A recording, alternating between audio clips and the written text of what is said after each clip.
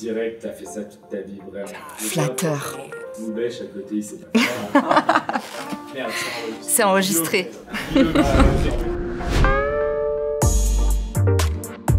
Alors avec plaisir, moi j'ai passé 10 ans à travailler dans les partenariats marketing, parce qu'en fait je faisais de la growth pour différentes startups en France et à l'étranger, principalement aux États-Unis où j'ai passé 8 ans. Et je me suis rendu compte que le co-marketing, en tout cas des façons plus collaboratives de traiter le marketing, était complètement laissé pour compte, tout en donnant à côté des résultats monstrueux quand ces techniques étaient bien utilisées. Et du coup j'ai décidé à mon retour en France, en constatant que c'était un problème d'échelle qui était prégnant à l'international et puis aussi à la fois dans le B2B et à la fois dans le B2C, j'ai décidé de créer le premier outil pour simplifier le partenariat, l'automatiser et l'optimiser du coup dans la pratique. Alors ma problématique, elle est vraiment en deux temps. Dans un premier temps, ça va être aller éduquer tout un nouveau marché qui vont être des utilisateurs beaucoup de la publicité en ligne et qui vont pas savoir qu'il existe d'autres façons de croître en tant qu'entreprise. Et mon deuxième marché, ça va être ceux qui sont déjà convaincus qu'il y a des voies de croissance alternatives, mais qui sont à la recherche d'un outil pour l'appréhender. Et du coup, notre première problématique, en liant un petit peu ces deux-là, ça a été de créer une communauté, un peu la première communauté alternative qui va chercher de la croissance autrement via le partenariat. Donc on va passer par 4 grandes étapes. Dans un premier temps, il faut mapper votre audience, voir où elle se trouve, quels sont les leviers les plus efficaces pour les activer, les leviers en termes de canaux, mais également les leviers en termes d'influence. Ensuite, on va aller comprendre un petit peu comment lui parler à cette audience, quels sont les mots à utiliser, quels sont les bons hashtags pour faire remonter votre contenu. Et puis ensuite, on va trouver comment créer ce contenu efficacement. Donc là, va falloir aller au plus vite parce que le contenu, la création de contenu, c'est très chronophage. Donc je vais vous montrer comment standardiser un petit peu la création de contenu. Et dans un dernier temps, et c'est bien entendu la partie qui m'intéresse le plus, on va aller amplifier ce message et voir sur qui on peut s'appuyer, donc en général sur des partenaires clés pour aller créer un contenu efficace. Alors pour le mapping d'audience, je vais vous montrer mon outil préféré, qui est un outil de business intelligence qui s'appelle SparkToro. Ensuite, on va aller sur des outils qui sont un petit peu plus mainstream, on va dire, pour aller en fait mesurer un petit peu, prendre le ton de l'opinion publique. Et donc là, mon outil préféré, c'est BuzzSumo, mais il y en a plein d'autres. Pour la partie création de contenu, ce bon vieux Canva qui fonctionne, bête et méchant, mais vraiment inégalé. Et puis sur la partie sourcing de partenaires, les réseaux sociaux et mon nouvel outil Richmaker que j'ai sorti en premier lieu pour résoudre mes problématiques à moi. Non, c'est pas chaud, il suffit d'avoir les bonnes méthodes et les bons moyens, c'est pour ça qu'on crée des SaaS. Donc là, on arrive sur SparkToro. Donc comme je vous ai dit, c'est mon outil un petit peu mine d'or. Donc ici, ça vous permet vraiment de pouvoir faire un premier mapping de votre audience, de voir où elle se trouve, quels sont ses centres d'intérêt pour pouvoir la targeter au mieux. Moi, comme je suis sur un nouveau marché, la fonction qui m'intéresse le plus, c'est de quoi parle mon audience. Alors ici, moi, je suis sur un nouveau terme que j'essaye d'habiter au maximum en SEO, c'est le co-marketing. Donc je vais lancer la recherche. À savoir que très intéressant, vous pouvez aussi targeter par location pour aller voir en fait si vous n'avez pas justement des options d'internationalisation qui s'offrent à vous. On va laisser browser un peu. On laissera au montage. Ça peut durer jusqu'à 3 heures, il paraît. Donc pour le coup, ici, j'ai déjà des premiers indicateurs qui sont intéressants. Déjà que je vois que mon audience, elle est ultra large. Donc vous pouvez aller regarder déjà le niveau de confidence. Donc ça, c'est si l'outil, il est certain de ce qu'il avance ou pas. Et puis vous avez ici des critères très précis qui vous permettent d'être plus impactant dans vos posts. Donc vous allez pouvoir regarder quels sont les partages de contenu qui sont faits par rapport à votre recherche. Donc ici, je vois tout de suite les centres d'intérêt de ma cible et puis je vois les mots qui sont fréquemment utilisés. En dernier, les hashtags qui vont vous permettre de créer un maximum de viralité sur vos contenus. Ensuite, vous avez des critères démographiques ultra poussés qui sont plus d'intérêt général pour vous, quelles sont ces obédiences politiques. Et puis, la distribution géographique. Donc ça aussi, encore une fois, c'est très intéressant pour aller voir les villes clés. Donc ici, on voit que sur le co-marketing, j'ai une audience qui est plutôt à gauche et donc assez logiquement qui est plutôt située entre la Californie et New York. Donc on peut tout de suite vérifier l'exactitude dans les faits. Ensuite, on a les coverage insights. Donc là, en fait, l'idée, c'est d'aller regarder les canaux d'acquisition qui, pour vous, vont être le plus pertinents. L'onglet social, qui est très intéressant ici, l'idée, c'est d'aller identifier des key opinion leaders qui sont déjà engagés sur ces thématiques. Donc ça peut vous permettre justement d'aller nouer, pourquoi pas, des partenariats ou faire du co-contenu, des articles guest sur des sites qui ont déjà la cible qui vous intéresse. Website, c'est un petit peu pareil.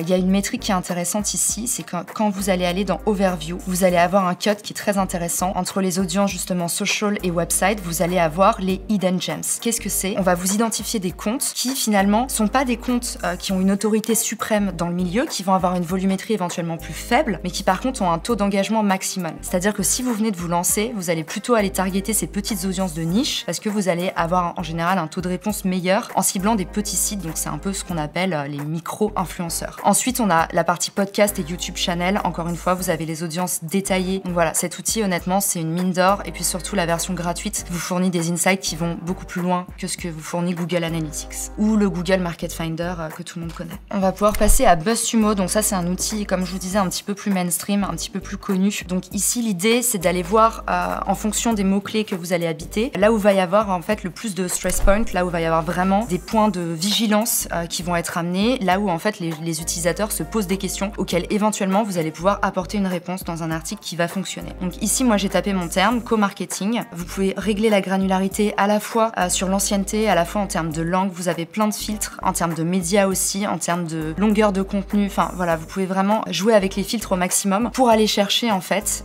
ces fameux sujets qui vont être porteurs d'attention chez votre cible. Donc ici, en co-marketing, on voit déjà quels sont les contenus qui vont intéresser. Donc on a forcément les nouvelles tendances liées à l'émergence du co-marketing. On va avoir ici plutôt un stress point sur comment est-ce que on peut créer un réseau de co-marketing efficace. Et puis si, comme moi, vous avez une problématique qui est assez nouvelle, vous allez pouvoir éventuellement faire une recherche un petit peu plus à grande échelle et marquer par exemple partenariat marketing. Et ici, en fait, je vais avoir beaucoup plus de volume. Donc l'idée, c'est d'aller regarder les derniers partenariats par exemple qui ont buzzé et ça pourrait faire que de façon opportuniste, vous allez vous appuyer sur votre prochain exemple, votre prochain use case, sur un partenariat qui est déjà de notoriété publique. Donc vous savez que soit les gens en parlent, soit les gens sont intéressés pour en apprendre davantage à ce sujet. On va aller croiser BuzzSumo avec tout un tas d'autres outils. L'idée, c'est d'aller au maximum sur les forums, voir ce dont parle votre audience cible. Donc ici, sur le co-marketing, je vois tout de suite que le premier critère de recherche, c'est des exemples. Donc voilà, on est sur un secteur qui est assez neuf, encore peu exploré. Donc les gens, ils vont avoir besoin de use case concrets. Je vois également qu'il y a un point de tension sur les agreements. Donc peut-être que c'est éventuellement un contenu que je pourrais proposer en template, en lead magnet, d'aller dire aux utilisateurs, bah voilà, on vous a proposé 3 contrats types de co-marketing. Donc ici, pareil, on est en train de résoudre un besoin. Et puis ici, la sacro-sainte distinction entre le co-marketing et co-branding. Donc ça, c'est quelque chose que j'avais déjà identifié via SparkToro. Les utilisateurs se posent des questions là-dessus. Donc ici, c'est pareil, les signaux sont au vert pour sortir un contenu dédié. On va passer à Canva. Donc Canva, c'est vraiment l'outil numéro 1 pour aller créer du contenu facilement, rapidement quand on n'est pas designer. Donc l'idée, c'est qu'une fois que vous avez un petit peu dressé votre charte graphique, vous allez pouvoir la décliner très facilement sur tout un tas de formats. Moi ici, je me suis créé par exemple un dossier avec les rendez-vous du co-marketing. Donc ça regroupe vraiment tous les contenus que je crée sur toutes mes chaînes, que ce soit autour de l'acquisition de nouveaux membres ou la fidélisation, donc via ma newsletter ou ma chaîne YouTube. Ici, l'avantage de Canva, c'est que c'est ultra intuitif. Vous allez pouvoir tout de suite, en fait, sans même devoir marquer vos formats, vous allez avoir ici un outil qui vous permet de rechercher par exemple LinkedIn Banner et vous avez directement la possibilité de créer une banner haute dimension. Donc